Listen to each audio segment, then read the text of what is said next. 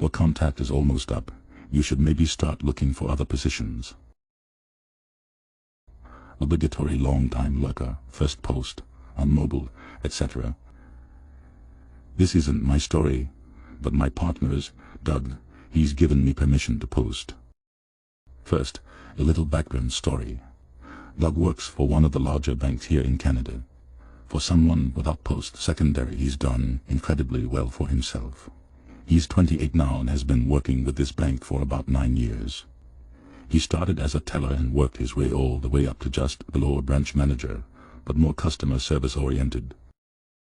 The story starts February 2020, right as COVID was starting to snowball here.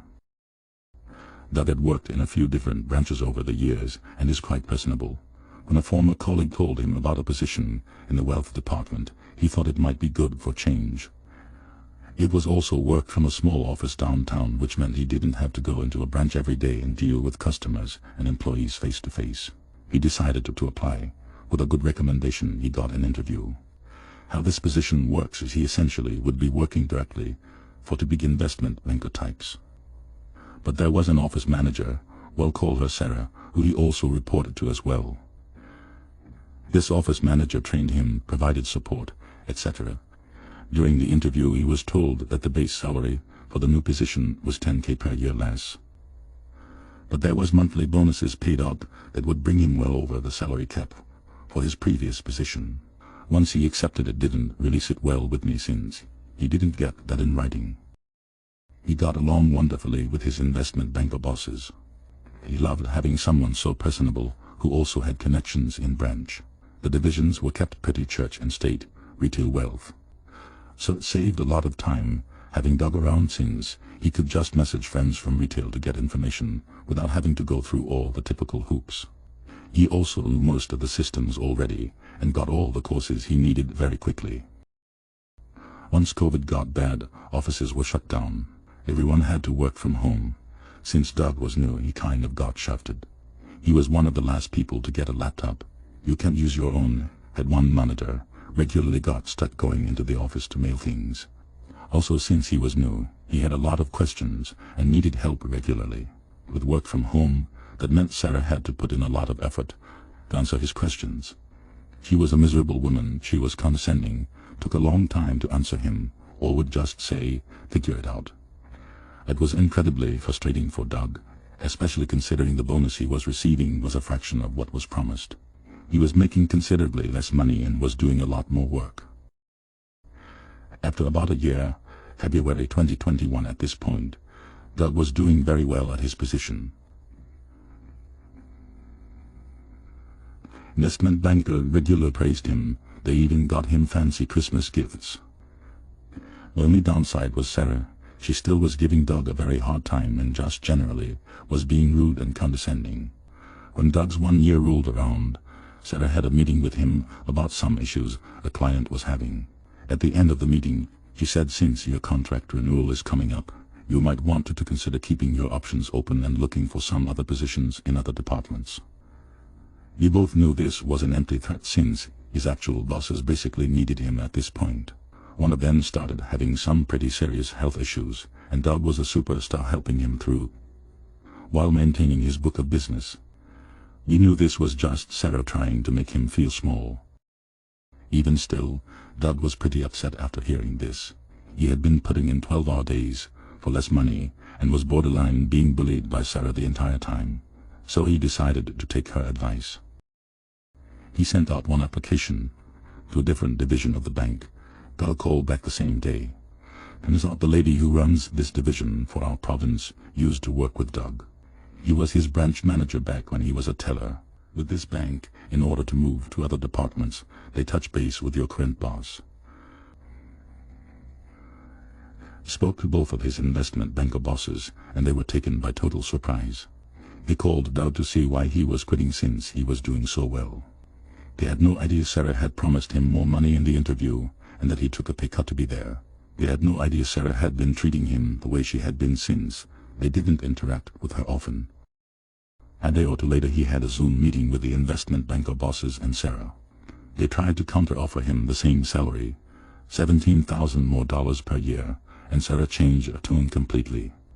tried to backpedal on what she said about looking for other positions. Doug politely declined their offer and accepted the new position, partly because he felt taken advantage of since they were so easily able to give him almost a 20k pay raise, but also because he didn't feel secure in the position due to Sarah's remarks. His investment banker bosses still call him regularly, a month later, to help with clients. Visit. Some of their clients only want to speak with Doug, or they need Doug's help with systems he designed to make their lives easier. Now Doug works from home still, makes 17k more than he did in the wealth department, and his investment banker bosses pay him a few hundred a week for his freelance work.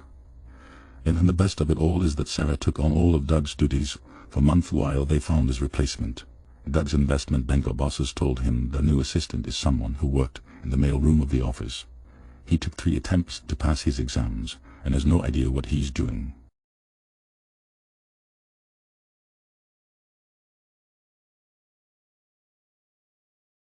Got it into his car just fine. I started working at a local hamburger chain that's popular in my area for having extremely fast service and no interior seating. The drive-thru is split to take and receive orders on both sides of the restaurant, with the B side of the building being less popular, due to the passenger window being adjacent to the window where you pass off your cash and receive your foodstuffs. When being trained, the manager shadowed me and gave instructions at the B side while the A side was staffed by a couple of long-time employees. My first customer rolls upright after the manager explains the service time. If you don't know, most fast food joints have a clock near the register. After your car rolls up to the window, the clock starts. For each car, the time is recorded, and an average is calculated to show how fast or slow your line is moving. So the manager says that my time limit is 30 seconds. He says to get the food from the prep station put into napkins, and get it into the customer's car. So the guy orders just a BLT, and the kitchen has it ready before he makes it to the window from the speaker. Even better, he had exact change, so I grabbed his money with one hand and underhand tossed the bag into his car. It landed nicely, with the other hand simultaneously. I very quickly said, "Have a nice day, thank you, come again," and slammed the window shut. He looked back at me with a startled expression for a second, and I gave him a thumbs up and a huge maniacal smile, and then he drove off. Honestly, it all happened so fast that he had barely come to a stop. I turned to my manager and pointed at the clock, which was flashing 6 seconds, and asked him if that was fast enough. He said maybe not that fast.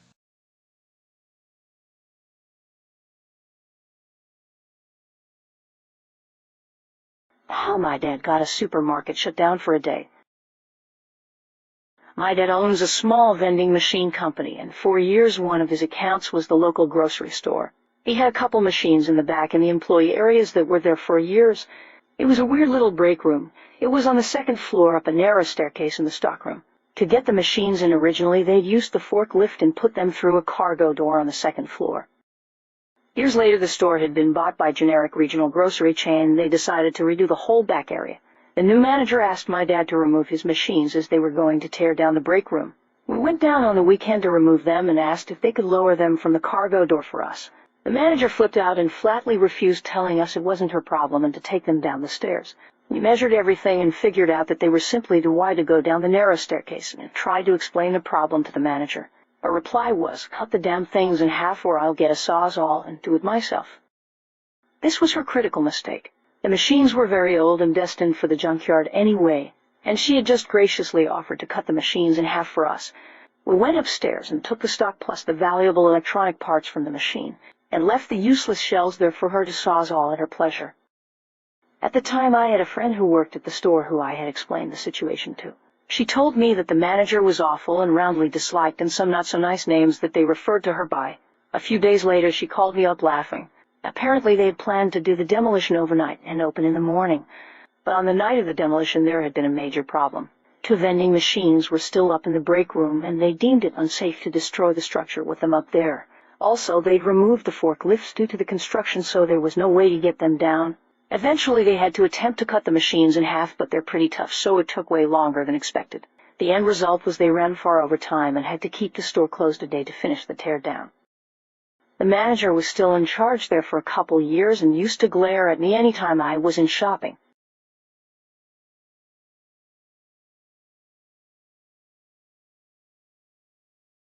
Don't like where I park my motorcycle. Fine, I'll park it in a parking space. I live in an apartment building with nowhere near enough parking spaces for everybody. There are maybe 100 units total, but only about 10 parking spaces. Although it is stated in my contract that I am allowed to park within the building, I would park it in a corner in the parking lot somewhere since motorcycles are small and don't require much space. I thought I'd be nice. But about a month after I moved in, I received a notice that people were filing complaints against my motorcycle as they were having trouble parking their cars because of where it was. So I stopped parking it in that corner. And not more than a week later, I received another notice. Same complaint, but different corner. It was no biggie, so I parked it somewhere else and got another notice. So I started parking it somewhere that would never get in another car's way, in one of the 10 parking spaces available to 100 units.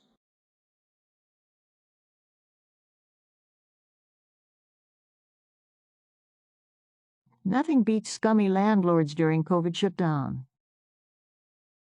I hated my old apartment, needed to desperately get out, and right when I was looking for rentals last year, coronavirus hit and everyone shut down. With less than a week on my lease, I had to jump at the first available home. Didn't even get to inspect it. I ended up with equally horrible property managers. I didn't have a key on day one, had to break in to move in. They didn't tell me about the German roach infestation. It's okay. I used to do pest control, so I managed, and so forth. Right when I lost power during Christmas, also okay. I live in the South. I didn't get too cold. I tracked down the original property owner and asked her if I could get out of the contract and just pay her directly. We investigated many options, and the best way to get out of the contract was to just pay for the last remaining months and write a 30-day notice. They call me and tell me that I have to write them a notice, signed and sent and received on the exact date 30 days from the leases and to be accepted, or I will lose my $1,000 security deposit. They really stressed it had to be mailed and definitely on time, or they won't be able to accept it. Cue my pettiness. I wrote a template letter with a generic "this is a number of days till lease end day notice. I'm writing to terminate my contract and to receive my security deposit as stated." I sent one out on my 103-day notice, then another one on 89-day notice, then another one on 73-day notice, and so forth. Basically, whenever I remembered about it, I would change the date around, print it, sign it, and then mail it.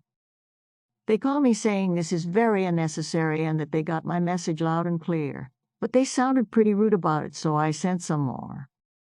I then received some passive-aggressive emails that they will honor the contract and leave me the $1,000 deposit, as I have sent them a 30-day notice. But they can be tricky, and as I haven't technically sent them an exact 30 days notice, I have some more letters to send. Plus, again, they sounded pretty rude over email. Cue the final 15-day countdown till my 30-day notice letter. I up the ante. I now have 1 letter per day to send, and I have changed the fonts on each letter, ranging from Papiers to Joker Man to Comic Sans. My favorite one is the one where it's all bright yellow and barely legible. It just hurts looking at. And better yet, I got the last batch sent as certified mail, so I get an email that they received it and that they had to sign it. On my 34th day notice letter, now probably the 20th letter I've mailed, I received my cashier's check back. No message or anything. Fortunately, I have 4 more letters to send. The best $43 on stamps I've ever paid. TLDR, I spammed the lease office with 30-day notices till they gave up on holding to my security deposit. Even though some are breaking Rule 3 and wondering if this is some made-up everyone cheered tale, here's a link to some screenshots and emails.